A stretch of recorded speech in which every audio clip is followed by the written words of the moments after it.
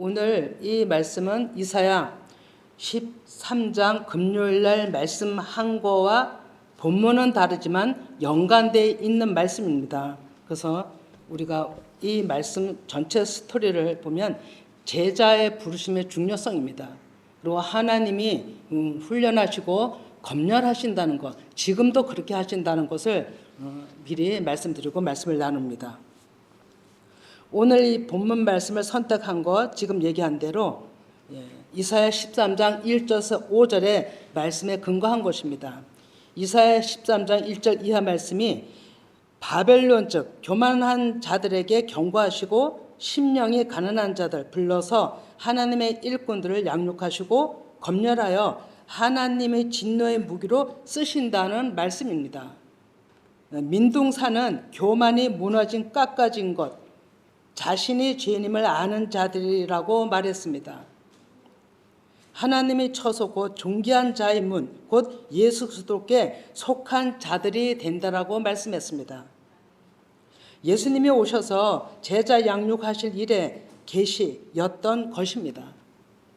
예수님이 오셔서 가장 중요하게 하나님의 일을 언약대로 하심에 있어서는 그 한 과제가 제자 양육이었던 것입니다.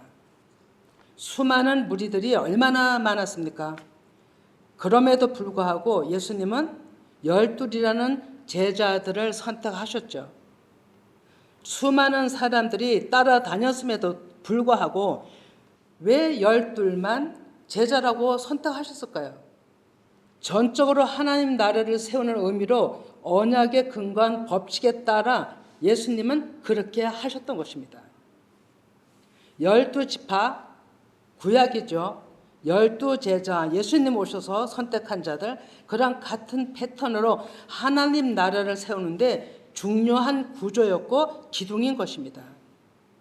그럼 이 패턴이 제가 오늘 이 말씀 전하는 것도 이 패턴이 같은 패턴으로 오늘날에도 이렇게 이루어진다는 것을 언급하고 있는 것입니다.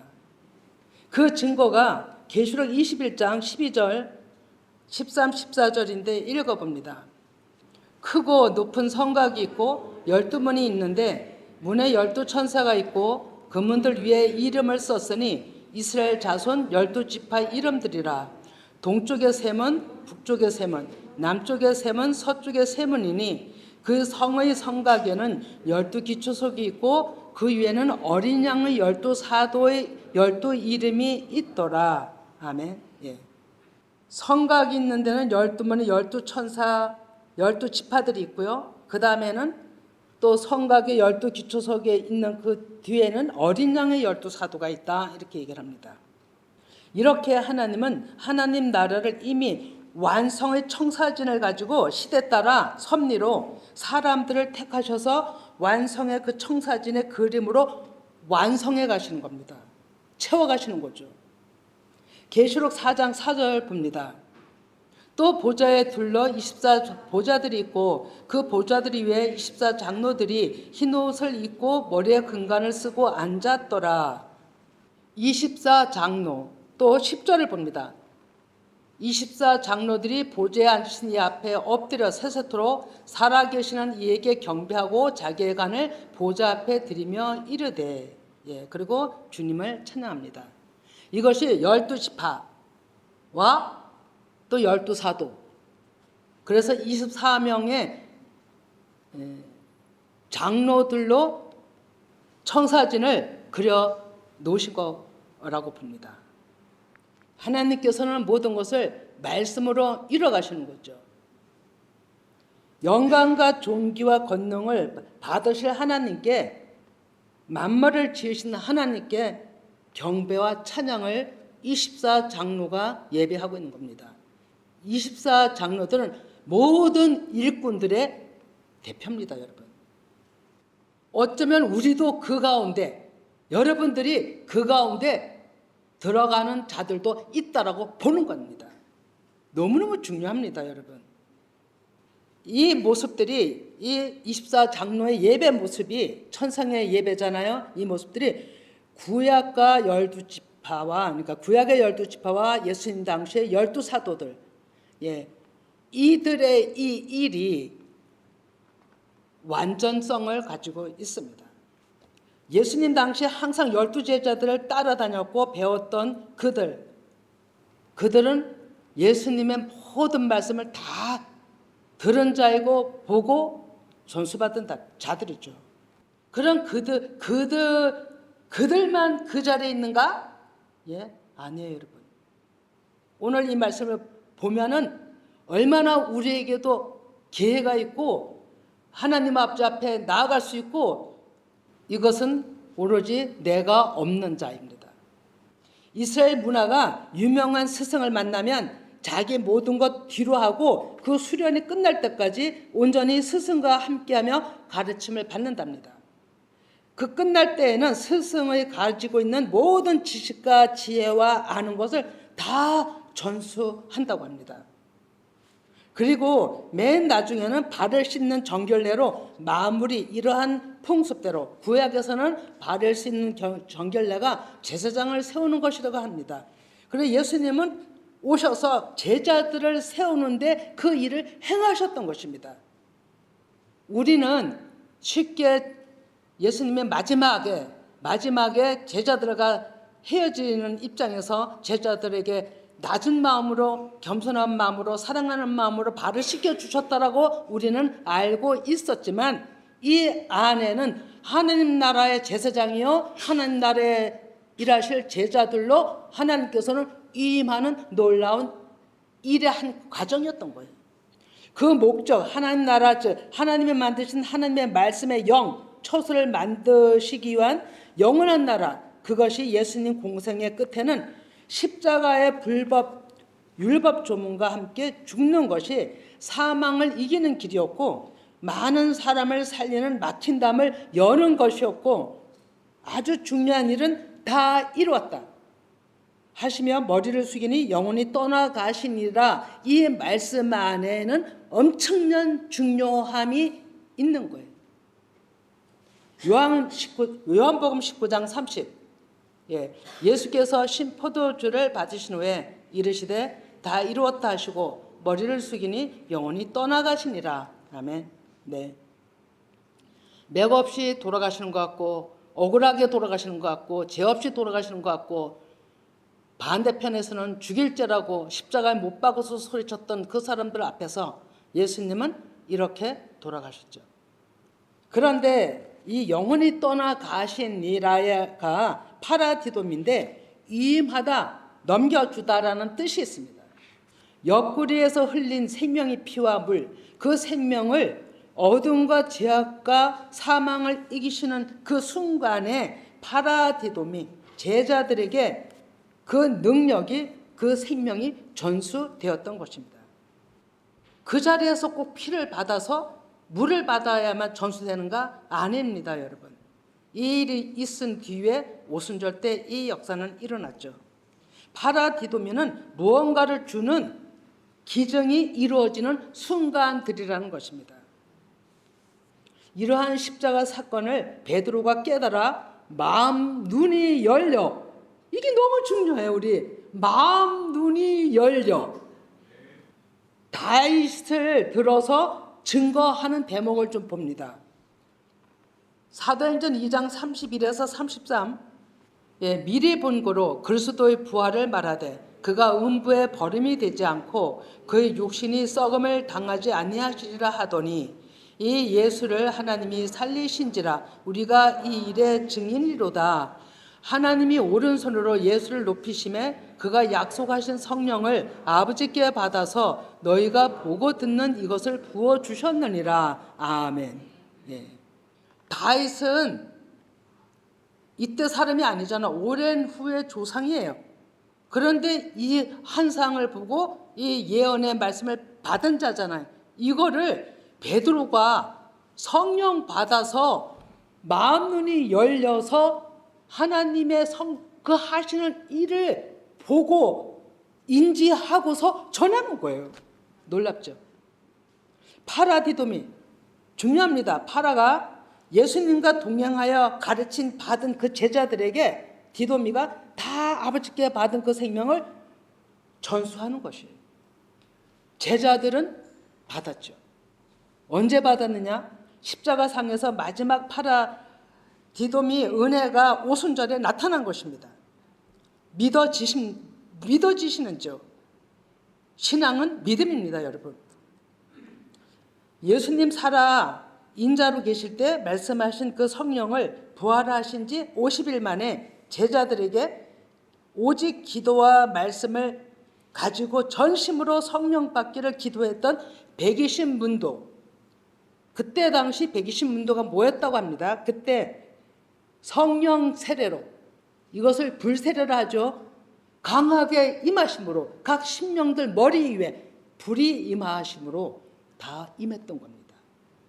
이때 만문이 열려서 가장 대표적으로 베드로가 그렇게 설교를 했던 것입니다. 이 역사가 우리에게도 일어나야 되는 겁니다. 이 지금 말씀을 들으면서도 여러분들한테 나타나야 되는 겁니다. 지금도 예수님은 가장 강권하는 적인 일이 뭐냐면 제자가 쓰는 거예요. 그래야 하나님의 일을 하기 때문에. 당시에 남자로, 표면적인 남자로 그 제자들은 다 도망갔죠. 그러나 여제자들, 제자라고 하지 않은 그 이름이 없는 여자들, 그들은 예수님 십자가 밑에서 자리를 지켰어요. 그 모든 것을 보았어요. 그들 또한 120문도 안에 있었을 것이라고 보는 것이고, 그들 또한 일일이 성경에 기록은 되지 않고 이름이 남겨지지는 않았지만도 어쩌면 모두가 순교하지 아니했으면 온 마음을 다해서 하나님 나라를 위해서 일하셨으리라고 봅니다. 꼭 이름이 나오면 유명한 자가 아닙니다, 여러분. 하늘나라에는 마음의 동기부터 하나님 앞에 드려져서 일한 그 모든 것이 기록이 돼 있을 테니까요. 그 제자들을 통해서 그 말씀의 통로가 되어 영의 말씀으로 믿어 그 생명을 전했던 그들이 있었기 때문에 오늘날에 우리가 또 있는 거죠. 베드로 고넬료 가정 구원을 놓고 한상을 통해 봅니다. 그러면서 한상에 보자기가 내려오니까 각 짐승들이 보이니까 나는 이런 거 먹지 않았다고 먹으라 하니까 전 이런 거 절대 안 먹었습니다라고 부인하죠. 예, 우리는 내가 믿는 하나님 때문에 남이 믿는 하나님을 다 부정할 때가 많습니다, 여러분. 안 그런가요? 그런데 하나님께서는 강력하게 그 모든 짐승을 받아 먹으라는 그런 환상을 보면서 베드로가 보낸 사람들이 오는 걸 봅니다. 고넬료도 이방인임에도 불구하고 그 가족이 다 하나님을 섬기고 경외했다라고 되어 있습니다. 그 구제도 많이 했다라고 하죠. 하나님 아버지 앞에 이방인임에도 불구하고 하나님을 섬기는 모든 자들에게 하나님은 그 기도를 들으시는 거죠. 그래서 고넬료가 보낸 사람을 통해서 베드로가 가서 하나님 아버지 앞에 기도할 때 일어난 역사를 좀 한번 또 봅니다. 사도행전 10장 34절에서 35절 봅니다. 베드로가 입을 열어 말하되 내가 참으로 하나님은 사람의 외모를 보지 아니하시고 각 사람 중 하나님을 경외하며 의를 행하는 사람은 다 받으시는 줄 깨달았도다. 아멘. 이 역사입니다. 하나님을 영접하는 데서는 절대 애모가 아니라는 걸 얘기를 합니다. 신체 장애가 있든 흑인이 있든 어떤 상황에 있든 그 마음이 하나님 앞에 있으면, 하나님을 사모하면 하나님은 내 백성이라 찾으신다는 거죠. 그 가운데 또 한 말씀 보면 사도행전 10장 40에서 43절 봅니다. 하나님이 사흘 만에 다시 살리사 나타내시사 모든 백성에게 하신 것이 아니요 오직 미리 택하신 증인 곧 죽은 자 가운데서 부활하신 후 그를 모시고 음식을 먹은 우리에게 하신 것이라. 예, 여기 음식을 먹은 우리에게 하신 것이라가 제자들이에요. 예수님이 부활하신 후 40일 동안 이 땅에 머물러 이 땅에 제자들과 함께 계시면서 모든 또 하늘의 말씀을 다 가르치신 거예요. 그리고 승천하신 뒤 열흘 있다가 도합 50일 만에 성령 하나님이 오셨던 거죠. 그래서 그를 모시고 음식을 먹은 우리에게, 제자들에게, 우리에게 명하사 백성에게 전도하되 하나님이 살아있는 자와 죽은 자의 재판장으로 정하신 자가 곧 이 사람인 것을 증언하게 하셨고. 아멘. 이 일이 선지자 모든 구약의 모든 율법이나 선지자에서 증거한 그 하나님이라는 걸 얘기를 하는 겁니다. 이 말씀을 전할 때 베드로가 이 말씀을 증언하니 듣는 모든 이들에게 성령께서 내려오셨다고 합니다. 놀랍죠? 이거를 인지하신다면, 지각하신다면 놀라운 일이에요. 지각이 없으면은 놀랍지 않죠. 아무렇지도 않으니까. 사도행전 11장 15절에서 16을 봅니다. 내가 말을 시작할 때 성령이 그들에게 임하시기를 처음 우리에게 하신 것과 같이 하는지라. 내가 주의 말씀에 요한은 물로 세례를 베풀었으나 너희는 성령으로 세례를 받으리라 하신 것이 생각났노라. 아멘. 예, 제자들이 나가서 복음을 증거할 때 오순절에 성령께서 임하신 것처럼 임했다는 거예요. 그러니까 베드로도, 그러니까 제자들이 처음에 우리에게 임하실 때 그 성령이 임했다는 것을 깨달은 거죠. 이 얘기가 오늘날에도 동일하게 저는 역사한다고 봅니다. 동일하게. 못 받는 것은 아무 일이 아니라는 것은 내가 믿음이 없기 때문인 거죠. 내가 아직까지도 더러움에 씻김을 당하지 않았기 때문에, 정결하지 않기 때문에 감각이 없다라고 보는 거죠.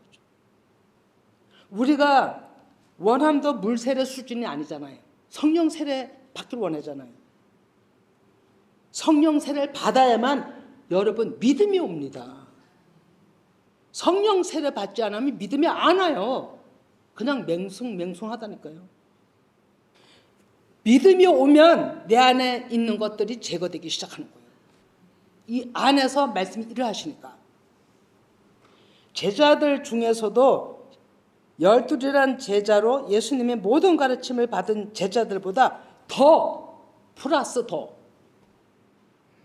그 게마트리아 보면 열셋이라는 숫자에 그 열셋이라는 숫자가 엄청난 의미를 부여하고 있는데, 그 열셋에서 12에 플러스 그 한 사람은요, 사도 바울이에요. 제자들 가운데.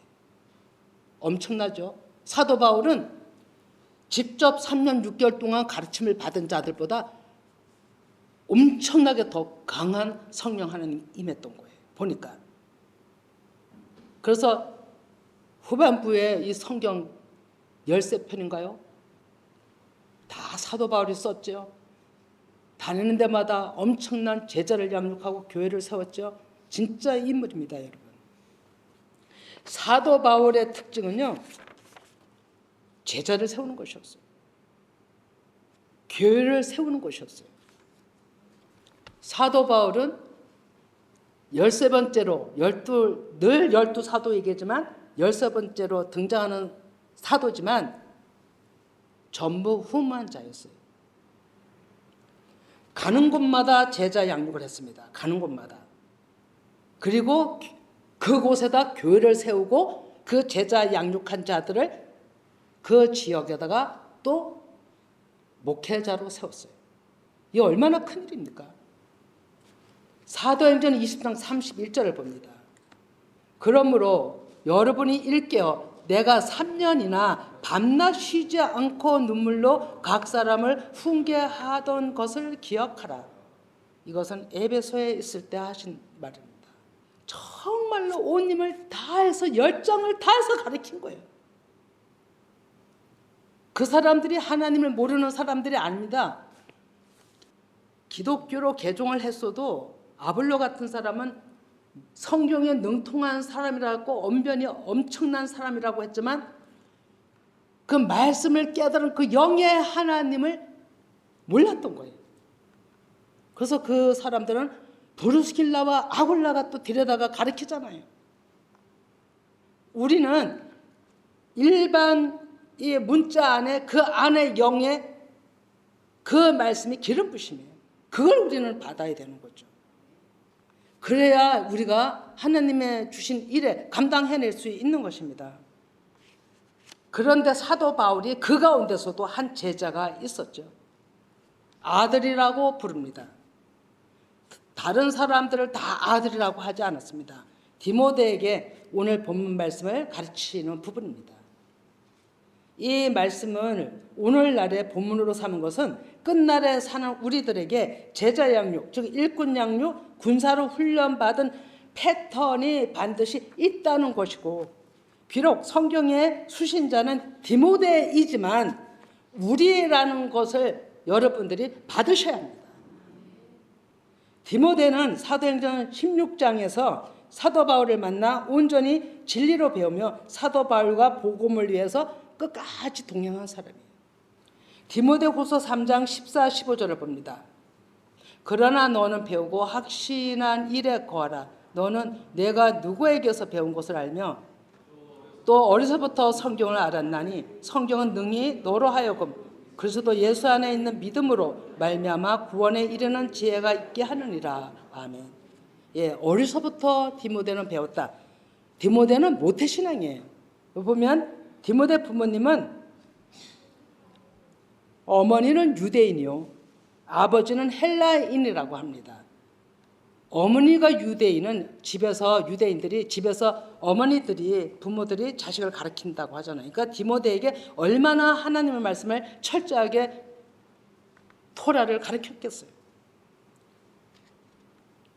그것을 다 받은 디모데. 예. 그런데 정말로 곧바르게 올곧게 그 믿음을 가지고 또 사도 바울을 만난 거죠. 그러니까 그러한 제자 디모데에게 아주 중요한 사명을 지금 부여하고 있는 겁니다. 오늘 이 본문 말씀이 너무 중요합니다, 여러분. 파라디도미 역사가 일어나고 있는 겁니다. 디모데후서 2장 1절을 봅니다. 내 아들아, 그러므로 너는 그리스도 예수 안에 있는 은혜 가운데서 강하고 너는 전능하신 이로 말미암아 능히 할 수 있다라고 격려합니다. 할 수 있다라고. 또 디모데후서 2장 2절 같이 봅니다. 또 내가 디모데후서 2장 2절 또 내가 많은 증인 앞에서 내게 들은 바를 충성된 사람들에게 부탁하라. 그들이 또 다른 사람들을 가르칠 수 있으리라. 아멘. 예, 제자화 시키는 거죠. 이 말씀은 디모데 내가 나와 함께 다니며 많은 사람들, 증인들 앞에서 그 모든 배운 말씀들을 충성된 자들에게 정말로 믿음이 있는 진실한 사람들에게 부탁하라 이거예요. 가르치라 이거예요. 부탁하라는 말씀이 파라티뎀인데 진리를 제시하라, 진술하라, 명령하라, 이임하라, 전수하라는 거예요. 네가 가지고 있는 거 진실된 사람들한테 또 전해라 이겁니다. 제자화 시키라 이거예요. 제자 시켜야 하는 나라가 확장이 됩니다, 여러분. 그래서 예수님이 오셔서 그 일을 하신 겁니다. 그 많은 무리들 가운데서 그렇게 선택하셔서 이 성경에 누가도 그렇고 마가도 그렇고 여기 보면요, 엠마로 가는 제자들도 그렇고요, 12제자 이름 안에 있지 않는 제자들인데 그렇게 많은 일들을 다 했습니다, 여러분. 그리고 디모데후서 2장 3절을 또 보면 너는 그리스도 예수의 좋은 병사로 나와 함께 고난을 받으라. 예, 우리의 신앙들을 보면 고난이 너무 심합니다, 진짜로.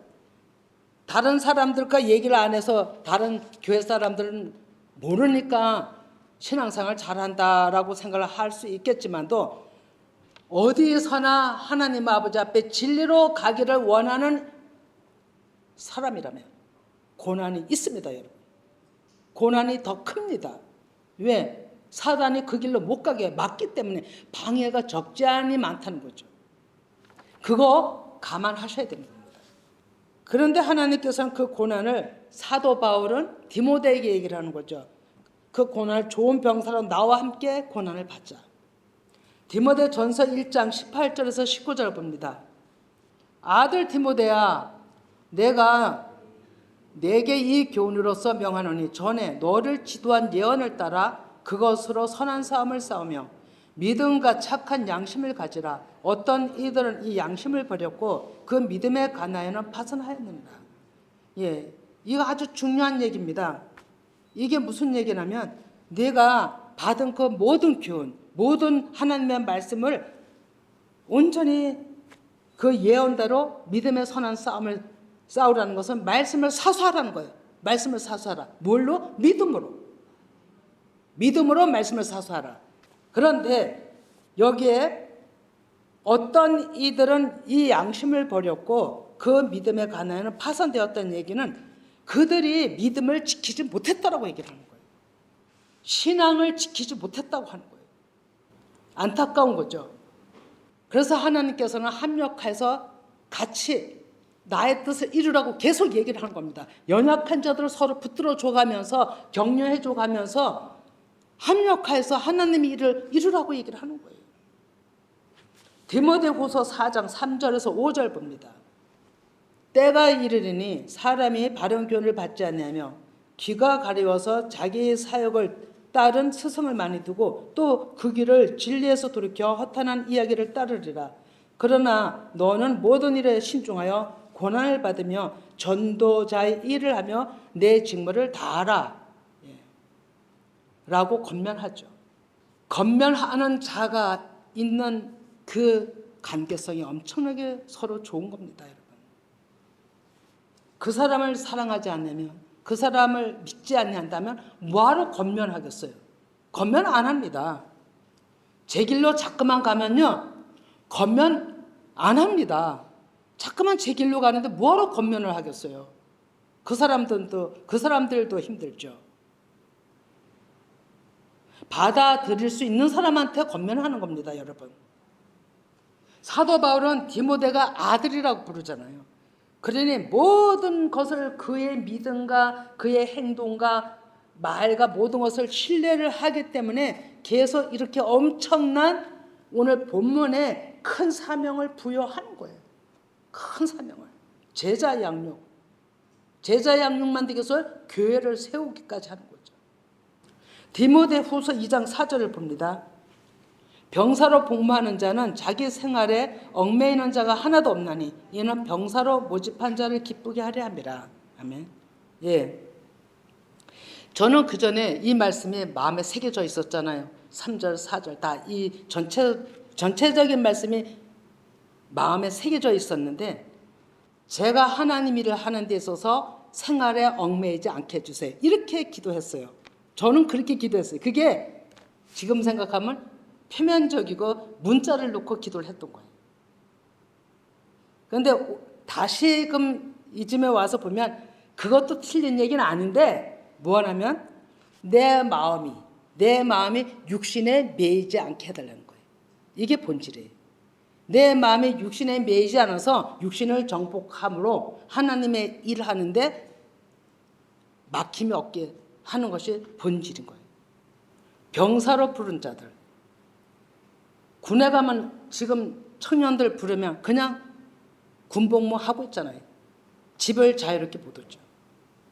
그러나 이 성경은 그건 다 표면적인 거고 내 안에 내 육신이 나를 막지 아니하도록 하나님의 영으로 온전히 정복한 자가 일꾼이고요. 그런 자가 고난을 이겨나갑니다. 그런 자에게 사도 바울은 디모데에게 그 어마어마한 큰 사명을 지금 얘기를 하고 있는 겁니다. 우리에게 주시는 말씀이라고 받으라고 하셨죠. 이거 너무 중요합니다. 디모데후서 5장 봅니다. 2장 5절. 예. 경계하는 자가 법대로 경계하지 아니하면 승리자의 간을 얻지 못할 것이며, 네. 내 마음대로 신앙생활은 아니라는 겁니다. 말씀을 잘 듣고 따르는 것이죠. 하나님께서 기뻐하시는 신앙이 무엇인지 병사라면 파라디도미, 내가 듣고 배운 거 또 전하는 이 역사가 일어나야 되는 거예요. 신앙에는 반드시 하나님의 토라 가르침이 법입니다. 로마서 3장 27에서 28을 봅니다. 그런즉 사랑할 때가 어디 있냐? 있을 수가 없느니라. 무슨 법으로냐? 행위로냐? 아니라 오직 믿음의 법으로니라. 그러므로 사람이 의롭다 하심을 얻은 것은 율법의 행위에 있지 않고 믿음으로 되는 줄 우리가 인정하노라. 아멘. 예. 믿음이 바탕이 돼야 된다는 거예요. 믿음이 없으면 아무것도 안 해요. 지난 주일날 우리 주일학교 어린아이들 그림을 뭘 그렸냐면요, 모래에 지은 집, 반석에 지은 집을 그렸어요. 그리고 그 아이들에게 인식을 시켜서 기도해 주었습니다. 내가 어떤 집을 지어야 되겠냐? 그 어린아이들도 다 반석 위에 집을 지어야 된다고 얘기를 해요. 왜? 모래는 그냥 무너지는 거 알잖아요.